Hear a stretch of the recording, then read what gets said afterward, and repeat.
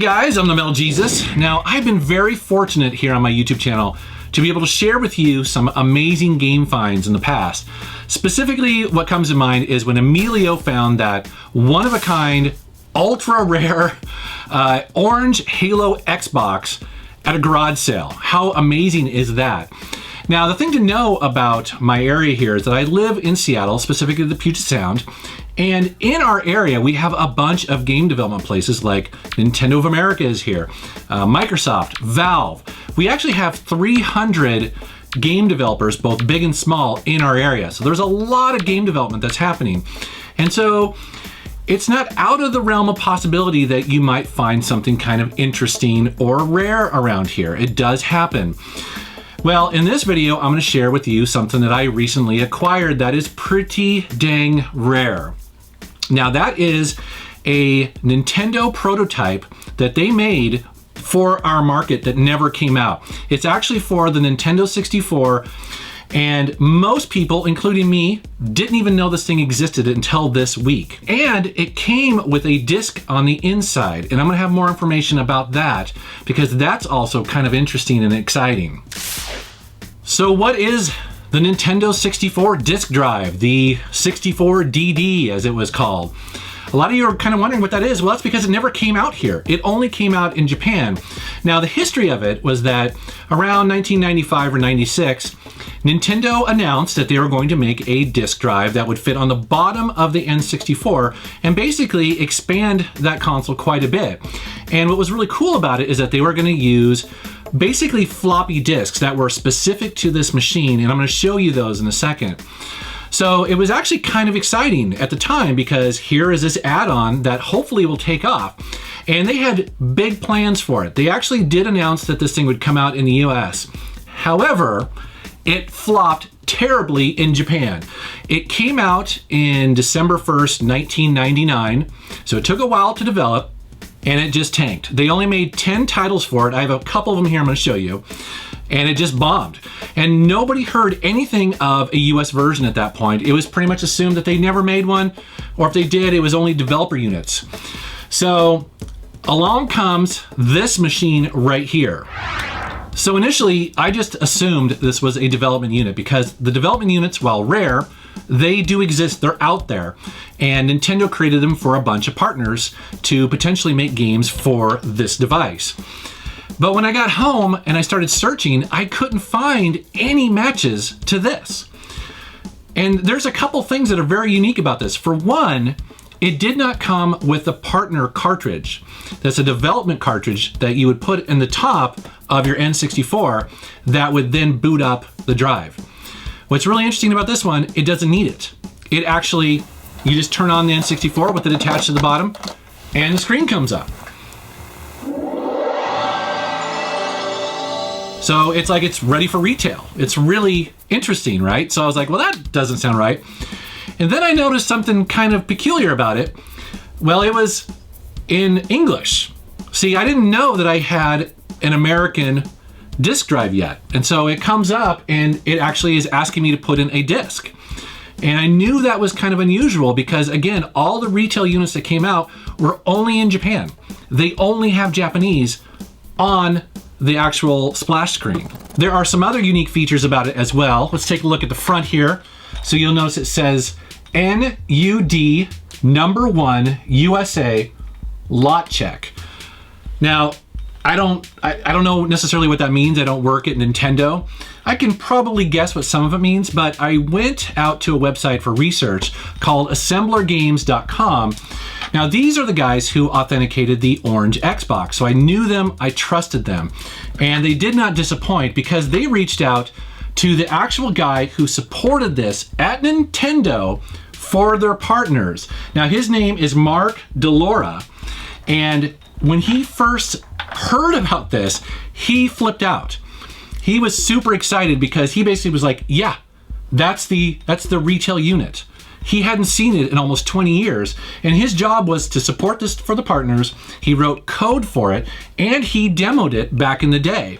And he hadn't seen it in all this time, so he was really excited. So what this actually means is Nintendo Ultra 64 disk drive #1 for the USA market, and then lot check. And I asked him, I'm like, what does lot check mean? Well, this is cool. Lot check is actually the part of Nintendo that tests hardware and software right before it goes to market. So think of it as QA people who would take an N64, and there's multiple versions of the N64, and they would put it on top of there and then plug it into a television and make sure everything works. Or they would plug it into different types of television, again, to make sure that it works. Now, what's really interesting about this, and we're going to get to it, it came with a disc in here that could be pretty interesting.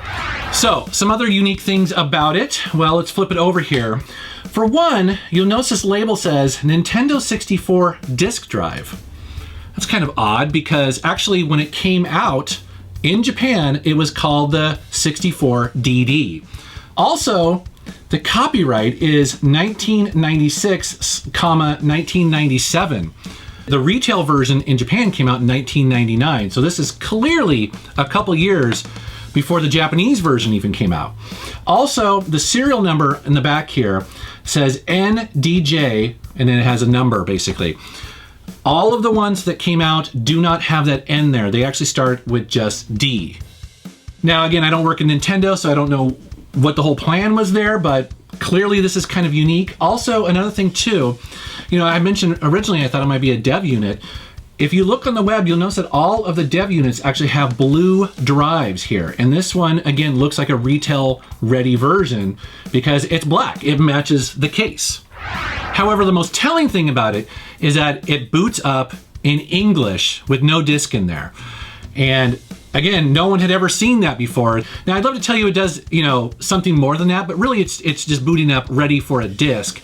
Mario comes out, he runs around the end changes a little bit, and that's pretty much it. Now, okay, so what about games for this? Well, this model was designed for the US market. I didn't know that when I first got this, and so the first thing I did was I tried to play F-Zero X. So this is the Japanese release of F-Zero X. And I was like, well, let's see if it'll play a Japanese game.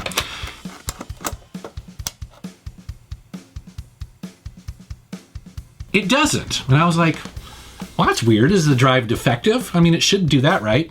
Well, Mark quickly corrected me with that. See, Nintendo cares about region locking, and therefore this is region locked to the US. It's designed to only play US games.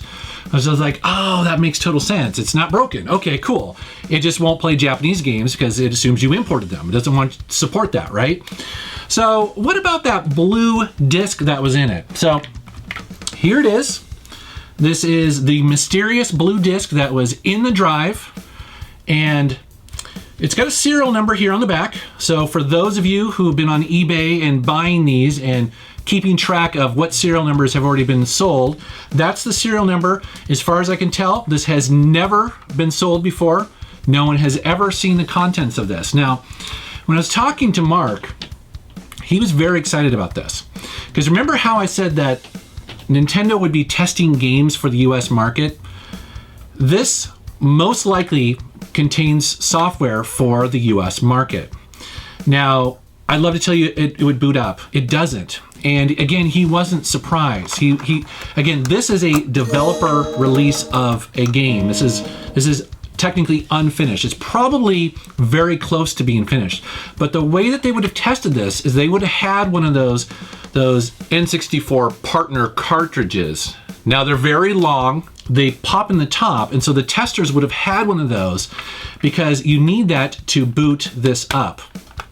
And that's probably what I'm missing. I don't know for sure. Now I asked him, I was like, you know, speculate, like, what do you think is on here, right?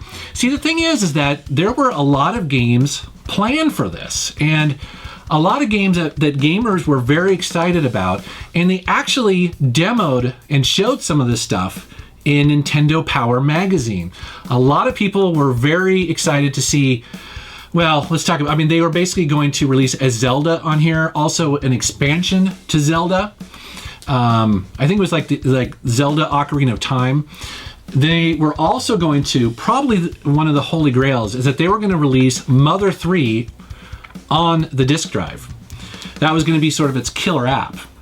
There's actually a bunch of stuff that was originally planned for this. Conquer, there was a Fire Emblem game planned for this. There's all sorts of stuff. I don't know what's on here. Mark suspects it's one of two things. It's either a US retail ready version of a game, or it is potentially some of his demo code that he used to show people what this thing could do. We don't know. He doesn't know for sure. I can't read the disc. So I would love to know what is on this disc. There's got to be somebody out there who has the know-how, the hardware, the means to read the contents of this, and also maybe copy off the firmware of the US version of the operating system. Wouldn't that be interesting for homebrew games? The possibilities, kind of interesting. So please post down in the comments below if you know somebody who can help me do that. I'd love to do a follow-up video after I know what's going on with this. It'd be really cool if it was Earthbound 64 or Zelda or whatever. It could be anything. It'd be pretty cool. All right, guys, thank you very much for watching my channel. Thank you for subscribing, and take care. I want to give a huge shout out and thanks to Mark Delora, who talked to me on the phone for probably half an hour, 45 minutes, just to help me figure out exactly what I've got here.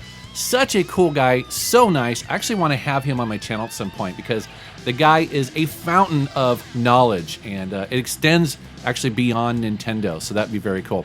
Also, a huge shout out and thanks to assemblergames.com. That is a really awesome site that has some of the smartest people in probably all of game collecting. If you want to have your mind blown, go over to that site and check out some of the things that get posted there. It's amazing. All right, guys, thanks for watching.